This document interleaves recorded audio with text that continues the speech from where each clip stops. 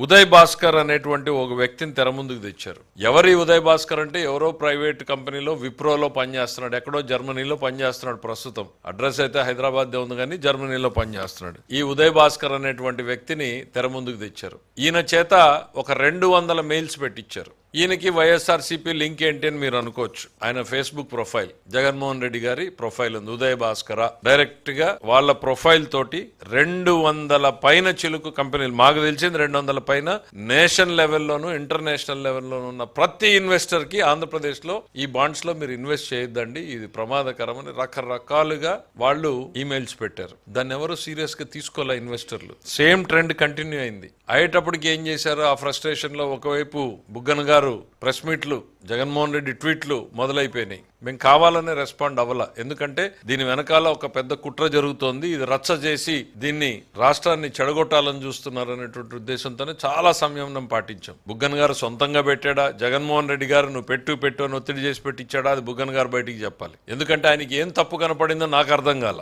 ఒక గతంలో ఈ పోస్ట్ లో ఆర్థిక శాఖ మంత్రికి చేసిన ఆయనకి ఏం తప్పు కనపడింది?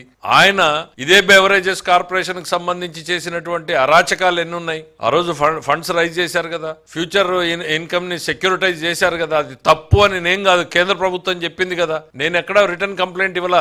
మన గవర్నర్ గారు ఎవరైతే ఉన్నారో ఆయన ఇదిగో నీ పేరు చెప్పి ఇన్ని ఉల్లంఘనలు జరిగాయి అనేటువంటిది ఆయన దృష్టికి తీసుకెళ్తే on its own government of India respond అయ్యి మీరు చేసింది తప్పు అని చెప్పి దేశవ్యాప్తంగా సర్క్యులర్ చేసింది. ఏం చేసావు నువ్వు? వెళ్ళి రైతు బజార్ తాకట్టు పెట్టావు, వారసత్వంగా ఉన్నటువంటి సర్క్యూట్ హౌస్ పెట్టావు, ఐటీఐని పెట్టావు, ఎగ్జిక్యూటివ్ ఇంజనీర్ పెట్టావు. ఎన్ని పెట్టలేదు?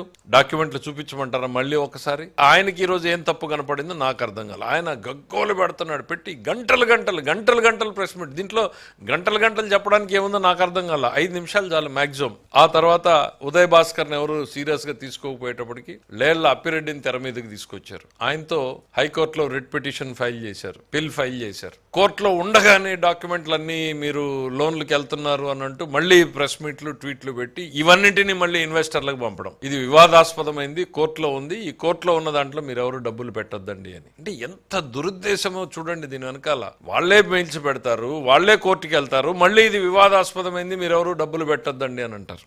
అప్పటికీ ఇన్వెస్టర్లలో ఏమాత్రం కూడా ఆంధ్రప్రదేశ్ మీద ఉన్న నమ్మకం తగ్గల, బ్రాండ్ చంద్రబాబు మీద ఉన్న నమ్మకం తగ్గల.